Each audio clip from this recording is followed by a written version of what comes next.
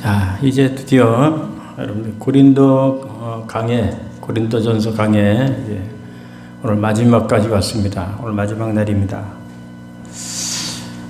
그동안에 여러분 딱딱한 강해 듣느라고 고생들 많았죠. 자, 고린도 전서 강해를 마치면서 오늘 짧게 한번 다시 정리를 한번 해보겠습니다. 서론은 고린도서 1장 1절부터 9절 짧은 게 이제 서론이죠.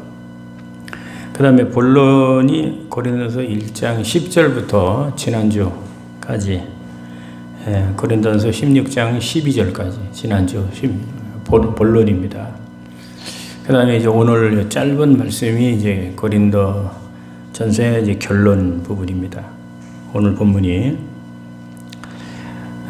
자, 이 고린도 전서, 여러분 무슨 책일까요? 한마디로 말하면, 고린도 전서 무슨 책일까요? 한번 따라해 봅시다. 고린도 전서는 두 가지 문제에 대한 답변서다. 한번 따라해 봅시다. 시작. 네, 다시 한 번요. 시작. 고린도 전서는 두 가지 문제에 대한 답변서다.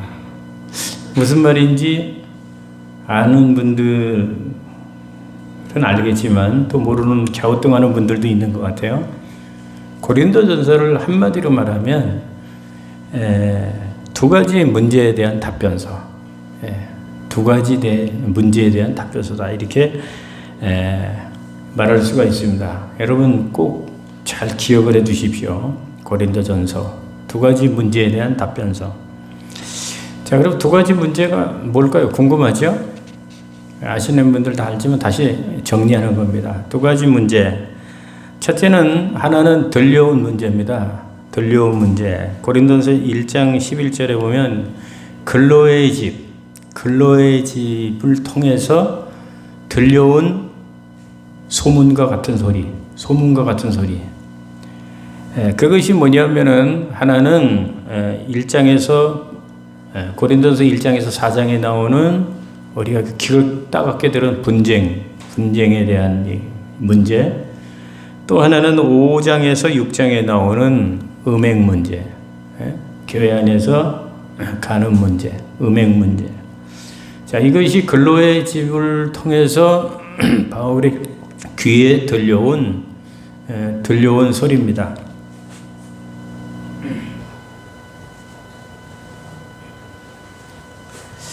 자, 그러면 또 하나는 뭘까요? 또 하나는 편지로 고린도 교인들이 편지로 바울에게 물어온 문제입니다. 물어온 문제. 몇 가지가 아니면 7가지가 있어요. 7가지. 하나는 결혼과 재혼 문제. 앞에서 들었던 말씀 생각나죠?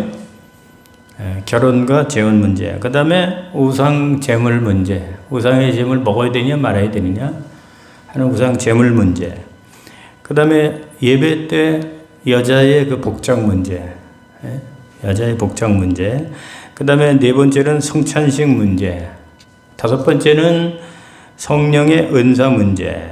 여섯 번째는 부활에 대한 문제. 일곱 번째는 헌금에 대한 문제.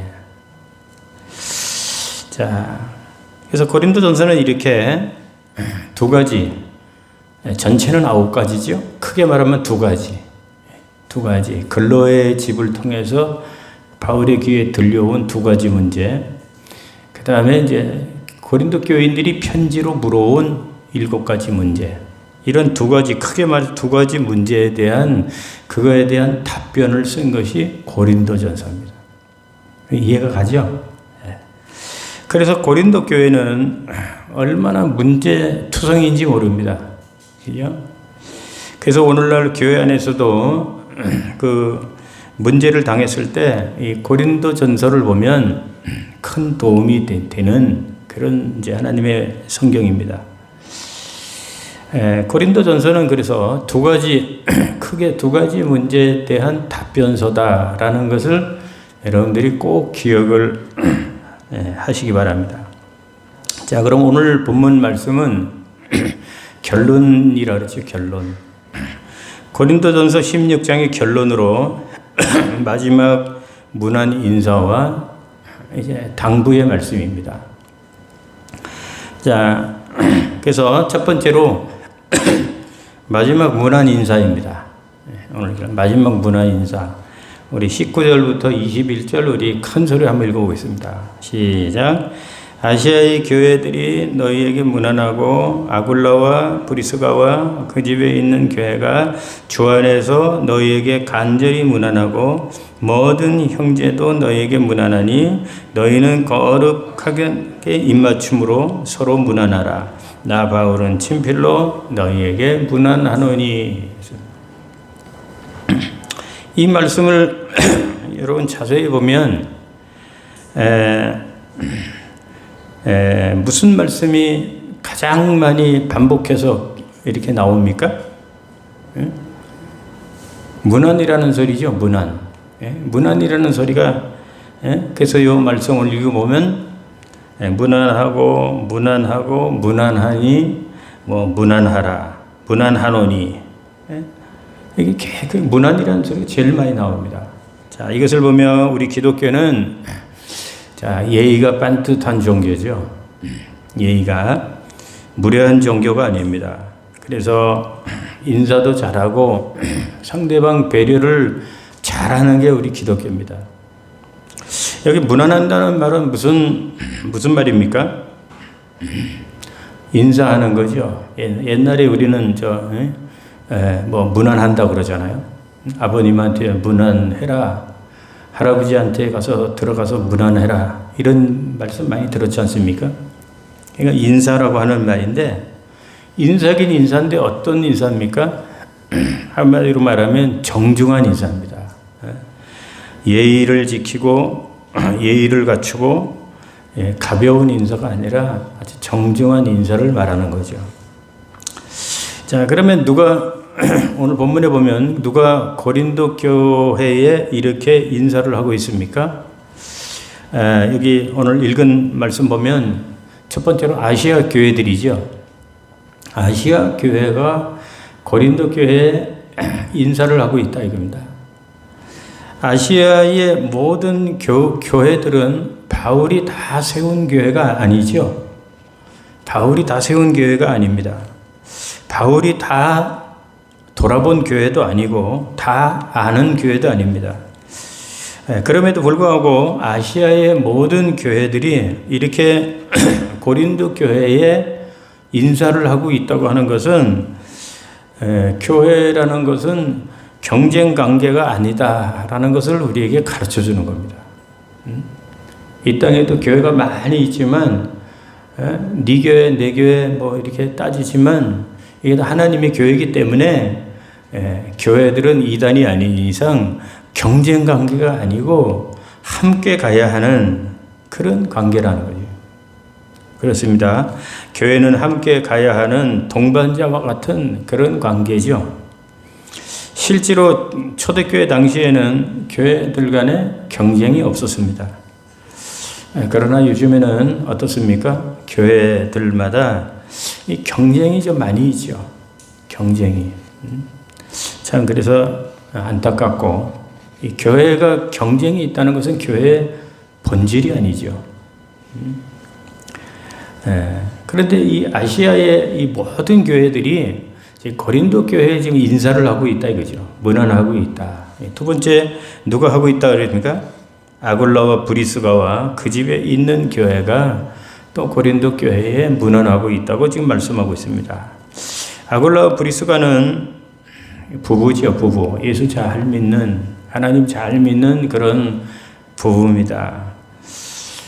교회에도 이렇게 부부가 많으면 좋지요.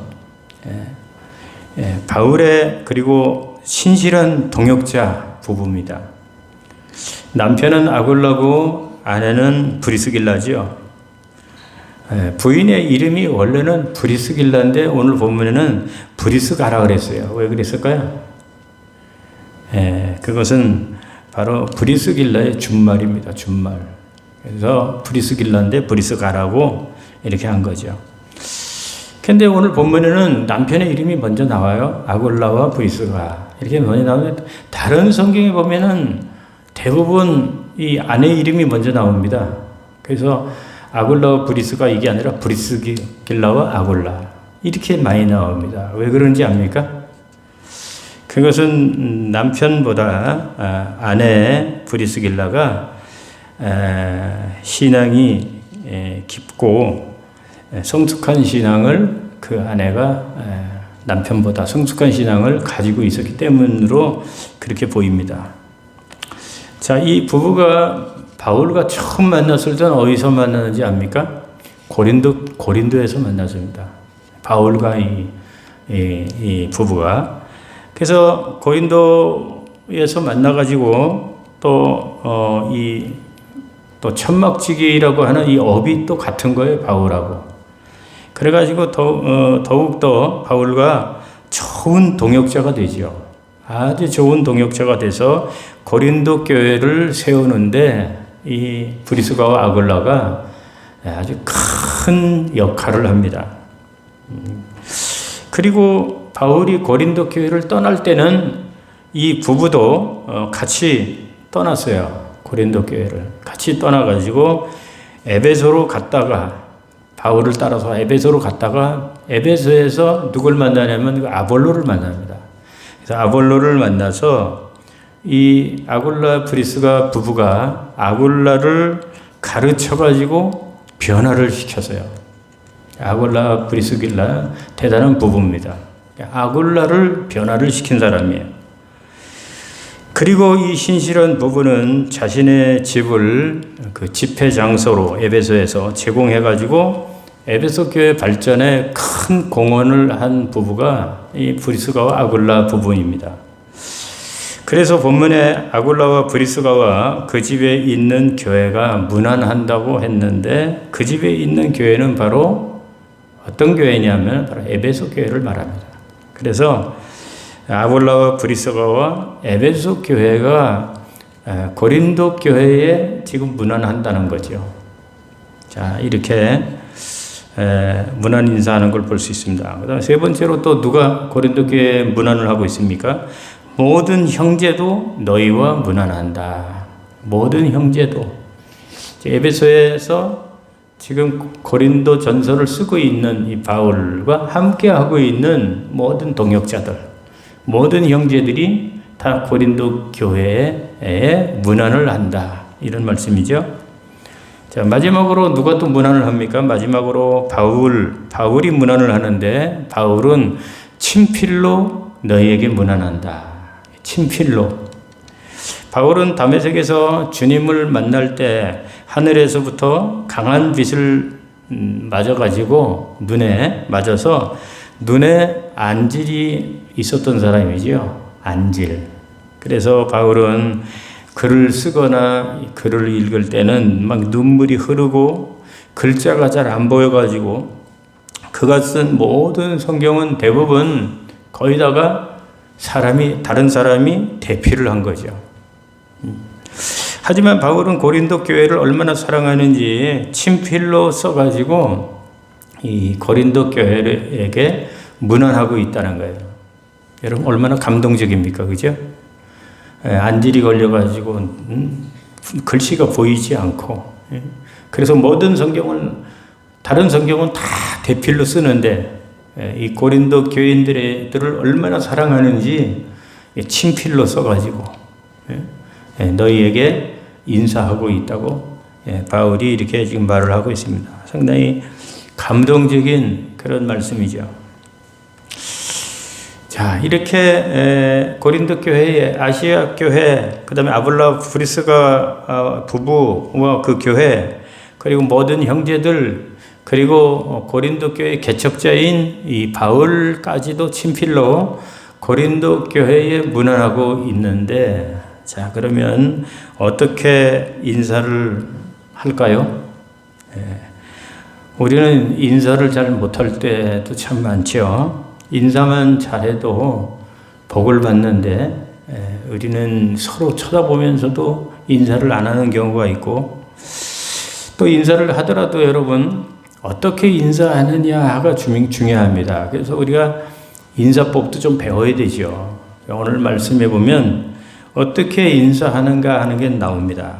문안이라는 그 헬러가 아소파조마이입니다. 아소파조마이. 우리 한번 어렵지만 따라해봅시다. 저도 잘 아소파조마이. 아소파조마이라고 하는데요. 자, 이 문안이라고 하는 아소파조마이는 아까 말씀한 대로 정중하게 인사하는 거예요. 정중하게. 자, 그러면 어떻게 인사를 우리가 해야 될까요? 오늘 본문에 보면은 첫째는 주 안에서 문안한다고 했습니다. 주 안에서. 자, 이 말은 무슨 말인지 주 안에서. 무슨 말이냐 하면요. 예를 들면 교회 안에서도 여러분 꼴 보기도 싫고 쳐다보기도 싫고 상대하기도 싫은 그런 사람들이 있지 않습니까? 아유, 저 인간 내가 아주 보기 싫어서 교회 안 나오기 싫다 이런 분도 있고 그런 분들도 의외로 있어요. 그런데 교회 안에 그런 사람들이 있을 수 있잖아요. 자기가 좋아하지 않는 사람이 있을 수 있잖아요. 그렇다고 해서 인사를 안 하면 되겠습니까? 그럼에도 불구하고 우리는 웃으면서 인사를 해야 된다 이거예요. 주 안에서 인사. 왜? 우리는 주 안에 있어요? 주 밖에 있어요? 우리는 주 안에 있잖아요. 예수를 믿는 사람들이잖아요. 우리는 주 안에 있는 사람들이란 말이에요. 그렇기 때문에 내 마음에 안 들고 꼴도 보기 싫고 쳐다보기도 싫은 그런 사람이 있다 할지라도 우리는 주 안에서 사는 사람들이기 때문에 웃으면서 기쁘게 인사를 해야 된단 말이에요. 그런 말입니다. 어떤 사람들은 부부끼리도 교회 와가지고 얼굴 쳐다보지도 않고 인상 붉히고 이런 사람들이 있어요. 부부 사이가 안 좋으니까 그렇겠죠. 그럴지라도 교회 와서만큼은 서로 웃으면서 우리가 인사를 해야 되겠죠. 그래서 주 안에서 인사해야 된다는 것이 무슨 말인지 알겠죠. 내가 좋아하는 사람하고만 인사를 하는 것이 아니라 내 마음에 안 들고 쳐다보기도 싫고 꼴도 보기도 싫고 그렇지만은 우리는 주 안에서 살기 때문에 인사를 우리가 기쁘게 해야 된다는 거예요. 이것이 바로 주 안에서 바로 문안한다는 것입니다. 저와 여러분들이 주 안에 있는 사람들이 아니라면 인사 안 하고 얼굴 붉히고 그냥 샹샹하고 뭐 그렇게 지내도 되겠죠. 그러나 우리는 예수를 믿고 주 안에서 사는 사람들이기 때문에 좋은 사람, 미운 사람 상관없이 누구에게든지 우리 인사를 해야 된다는 거예요. 따라해봅시다. 주 안에서 인사하자. 그것이 첫 번째 인사고요. 그 다음에 두 번째, 오늘 본문에 보니까 간절히 문안한다 그랬어요. 간절히. 인사를 할 때 건성으로 하지 말고 간절히 하라는 거지. 간절히. 그러면 인사를 할 때 어떻게 간절히 해요? 간절히 하는 게 뭘까요? 이것은요, 성의 없이 그냥 짧게 안녕하세요, 안녕하세요 이렇게 인사하는 것이 아니라 그냥 간절히 막 손도 흔들면서 그 다음에 악수도 막 이렇게 손을 흔들면서 또 춤을 추면서 그 다음에 안녕하세요는 말끝을 길게 하는 거예요. 안녕하세요, 안녕하세요 이게 아니고 안녕하세요 권사님 안녕하세요 끝을 길게 하는 거죠. 상대방이 알아들을 수 있도록. 그래서 어떤 사람들은 이렇게 안녕하세요 경례하면서 안녕하세요 이렇게 하는 사람도 있고 어떤 사람은 손을 흔들면서 안녕하세요 이런 사람도 있고 대개가 말끝을 이제 길게 하는 거죠. 최정선 권사님 안녕하세요. 안녕하세요. 한번 옆 사람하고 한번 해보세요. 한번 옆 사람한테 그래서 안녕하세요 웃으면서 이게 바로 여러분 간절하게 인사한다는 게 바로 그런 뜻이라는 거예요. 그냥 성의 없이 쳐다보지도 않고 안녕하세요, 안녕하세요 이러는 거 안 하는 것보다 낫겠지만 여러분 인사를 할 때 간절하게 이건 성의 있게 하는 거예요. 안녕하세요. 또 나이가 많이 들으신 어르신들한테는 잘 듣질 못하니까 크게 가까이 가서 아니면 크게 들을 수 있게 안녕하세요. 권사님 안녕하세요. 그게 여러분 에너지를 주는 인사고 또 성의 있는 인사고 그게 간절한 인사라는 거예요. 우리가 인사를 할 때 그렇게 해야 된다는 거예요. 주 안에서 하고 미운 사람이 있어도 주 안에서 있기 때문에 내가 예수 믿는 사람이기 때문에 인사를 해야 되고 그 인사를 할 때 간절히 해야 된다는 거예요. 또 한 가지는요.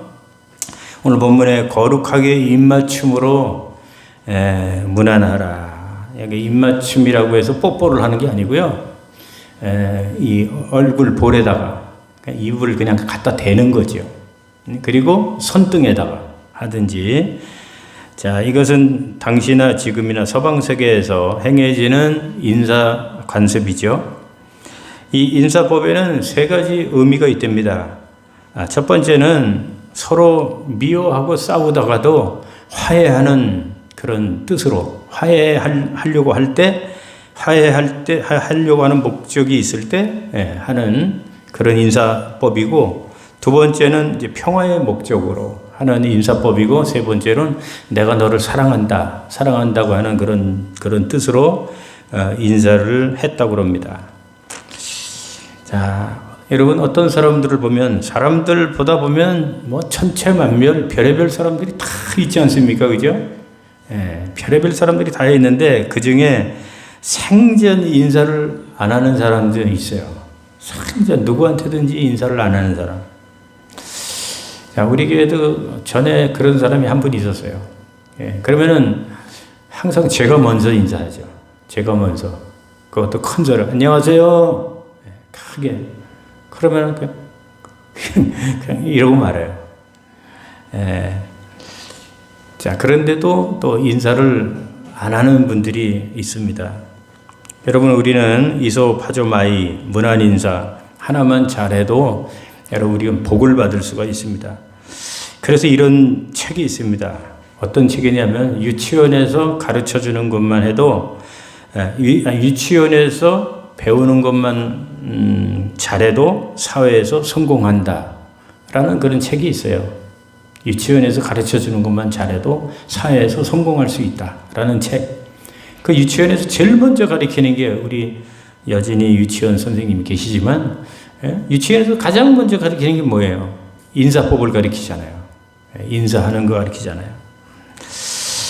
옛날 대구에 어떤 장로님이 계셨는데 그 장로님은 사업도 크게 해가지고 돈도 많고 아주 대단한 그런 부자이신 그런 아주 유명한 장로님이 계셨는데 그 장로님은 주일날마다 주보를 들고 교회에서 안내를 하는데 들어오는 성도들한테 90도로 인사를 한대요.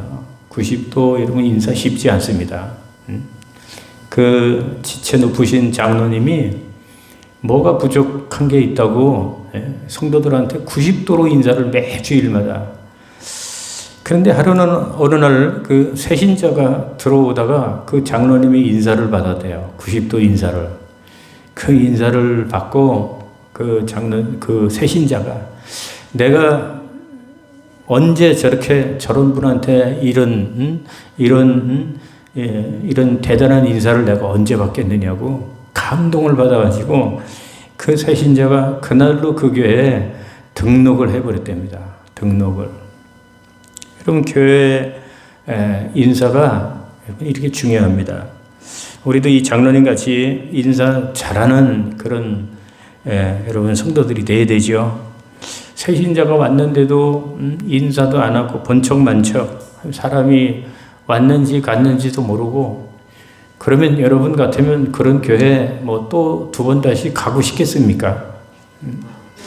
그래서 교회 오면 왔느냐고 손을 붙잡고 인사를 정성껏 하면서 어떻게 지냈느냐고 그렇게 하면은 여러분 얼마나 좋겠습니까? 바울의 서신을 보면 거의 다가 문안으로 시작해서 문안으로 끝나는 것을 우리는 알 수가 있습니다. 그래서 고린도 전서 이 마지막도 바울이 이렇게 간절히 문안 인사하는 것을 볼 수가 있습니다. 자, 두 번째로 문안 인사가 끝난 후에 바울은 두 가지 당부를 하죠. 고린도 교인들에게 두 가지 당부를 합니다. 그 두 가지 당부가 뭘까요? 첫째는 아주 무서운 말을 합니다. 주를 사랑하지 않으면 저주를 받는다는 거예요. 우리 22절 한번 보겠습니다. 시작. 만일 누구든지 주를 사랑하지 않으면 저주를 받을지어다. 주여, 우리 주여 오시옵소서. 여기 보면 바울은 저주를 받을지어다 라고 저주를 선언하고 있죠. 얼마나 무서운 말입니까? 어찌 보면 이런 저주란 말, 하나님의 종이 이런 말을 해도 되는가? 이런 생각이 드는데, 자, 그러면 여러분, 하나님의 사람, 이렇게 저주를 할 수 있겠습니까? 물론 저주를 할 수도 있습니다. 물론 저주권도 있지요. 하지만 이 말은, 바울이 말한 이 말은 저주가 아니라 하나님을 사랑하고 잘 믿으라고 고린도 교인들이 정신을 차리고 하나님을 잘 믿으라고 강하게 당부하고 촉구하고 있는 그런 말이죠. 왜 그러냐 하면요, 우리는 그 다음 말을 보면 알 수가 있어요. 그 다음 말에 뭐라 그랬죠? 저주가 끝나고 난 그 다음 말, 우리 주여 오시옵소서라고 했습니다. 우리 주여 오시옵소서, 이게 무슨 말입니까? 원어로 말하면 우리가 잘 알고 있는 마라나타, 주 예수여 어서 오시옵소서, 마라나타 라고 하는 말인데, 여러분 당시는 지금보다 재림신앙이 엄청 강했습니다. 지금은 뭐 재림신앙 별로 찾아볼 수가 없을 정도잖아요. 저 어렸을 적에만 해도 살기가 힘드니까 주 예수여 어서 언제 오십니까? 어서 오십시오. 먼 하늘 구름만 봐도 주님이 오시는 거 아닌가 하고, 그죠? 그래서 그런 찬양도 있고, 얼마나 재림신앙이 강했습니까? 옛날만 해도. 근데 지금은 이제 먹고 살기 좋으니까.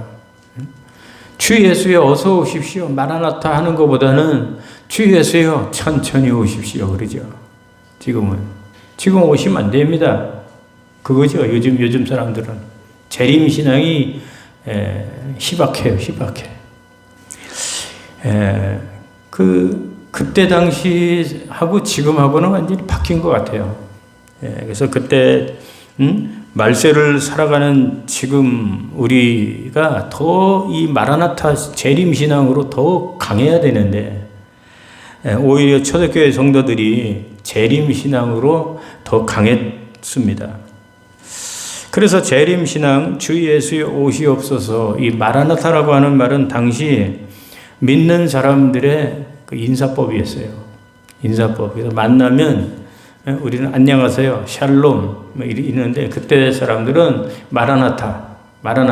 이것이 뭐냐면 믿는 사람이라고 하는 표시이기도 하고 그 믿는 사람들의 그런 인사법이었어요. 그들의 인사법을 보면 그 당시 사람들이 얼마나 재림신앙으로 이게 강했는지 하는 것을 알 수가 있는 겁니다. 그래서 바울이 이 말을 한 것은 너희가 하나님을 사랑하지 않으면 저주를 받을지어다. 우리 주여 오시옵소서. 이 말을 한 것은 주님 오실 때가 가까웠다는 거예요. 주님 오실 때가 가까웠기 때문에 우리 주님을 믿고 사랑하지 않으면 저주를 받는다는 거죠. 저주를. 그러므로 이 말은 주님을 믿고 오직 주만 사랑하라는 말씀이지 저주하는 말씀이 아니라는 겁니다. 이 말씀은 정말 지금 우리가 귀담아 들어야 될 그런 말씀이죠. 왜냐하면 주님 오실 때가 정말 가까웠잖아요. 주님 오실 때가 정말 가까웠습니다. 지금은 종말 중에 종말이라고 그러잖아요. 언제 주님이 오실지 깨어 있으라. 도적같이 오리니 언제 올지 모른다. 우리가 항상 지금 말세를 살아가고 있는 저와 여러분들이기 때문에 정말 이 재림신앙 가지고 마라나타 신앙을 가지고 우리가 살아가야 하는 겁니다. 자, 두 번째 당부가 뭘까요? 두 번째 당부는 그리스도의 은혜와 사랑으로 함께 하라는 것입니다. 마지막 22절, 23절 보겠습니다. 24절 시작. 주 예수 그리스도의 은혜가 너희와 함께하고 나의 사랑이 그리스도 예수 안에서 너희 무리와 함께 할지어다. 그리스도의 은혜와 나의 사랑, 이것으로 함께하라. 그리스도의 은혜는 뭡니까? 주님의 은혜죠. 날 위해서 오시고 죽으시고 나와 같은 죄인을 살리신 이 주님의 이 구원의 은혜입니다. 우리는 죽어도 잊어서는 안 되는 이런 주님의 은혜죠. 나의 사랑은 뭡니까? 이건 바울이 고린도 교회를 사랑하는 그런 사랑을 말합니다. 이 주님의 은혜와 고린도 교회를 사랑하는 바울의 사랑, 이 두 가지를 가지고 함께 하라고 하는 그런 당부의 말씀인 것입니다. 자, 이제 말씀을 마칠게요. 자, 고린도전서 16장의 말씀을 이제 다 살펴봤습니다. 고린도 교회는 한마디로 어떤 교회입니까? 문제투성이 교회죠. 이것은 지상에 있는 모든 교회들은 이렇게 문제없는 교회는 하나도 없다고 하는 뜻입니다. 모두가 불완전한 교회라는 거죠. 불완전한 교회. 완전한 교회는 천상교회입니다. 천상교회. 천국에 가서 만나는 천상교회야말로 흠이 없는 완벽한 교회이지만 지상교회는 하나같이 불완전한 교회. 하나같이 불완전한 교회. 그럼에도 불구하고 하나님은 이 지상교회를 불완전하다고 해서 하나님이 미워하시는 것이 아니라 불완전한 교회지만 이 지상교회를 하나님이 세우셨기 때문에 하나님이 사랑하신다는 거예요. 그러므로 지상교회가 문제투성이라 하더라도 이단이 아닌 이상 지상교회를 비난하고 불평하기보다는 교회의 부족함이 문제들이 드러난다면 우리는 교회를 위해서 간절히 기도해야 된다는 거죠. 왜 그럴까요? 이 교회는 주님의 몸이요 주님의 교회이기 때문이라는 것입니다. 이 교회를 통해서 하나님은 죽어가는 영혼들이 구원받기를 원하시고 또 병들고 문제 많은 사람들이 이 교회를 통해서 치유받고 위로받기를 하나님이 간절히 원하시기 때문에 그렇다는 겁니다. 그러므로 저와 여러분들은 이 교회가 문제가 있더라도 비난하기보다는 불평하기보다는 이 교회를 사랑하고 이 교회를 위해서 우리가 간절히 기도해야 된다는 것입니다. 그래서 모처럼 오늘 이 마지막 말씀처럼 첫째는 우리 인사를 잘해야 됩니다. 우리 옆 사람하고 우리 한번 인사 우리 잘합시다 하고 얘기해 보세요. 시작. 우리 인사 잘하고 삽시다. 자, 인사를 잘하고요. 그리고 주님을 사랑하고 주님을 사랑하지 않으면 저주를 받을지어다. 사실 그렇잖아요. 예수를 안 믿고 주님을 사랑하지 않는 사람은 이미 저주를 받고 사는 사람들이죠. 우리는 주님을 사랑하고 사니까 저주하고는 거리가 먼 사람들이지만 하나님을 안 믿는 사람들은 저주 속에서 지금 살아가고 있는 겁니다. 그리고 무엇보다도 주님의 몸된 이 교회를 부족하지만 여러분들이 사랑하고 또 기도하고 또 이 교회를 여러분들이 위해서 많이 헌신하는 그런 여러분들의 삶이 되어서 하나님 앞에 갔을 때 잘했다, 참 칭찬을 많이 듣고 상급을 많이 받을 수 있는 여러분 되시기를 주의 이름으로 축원합니다. 축원합니다.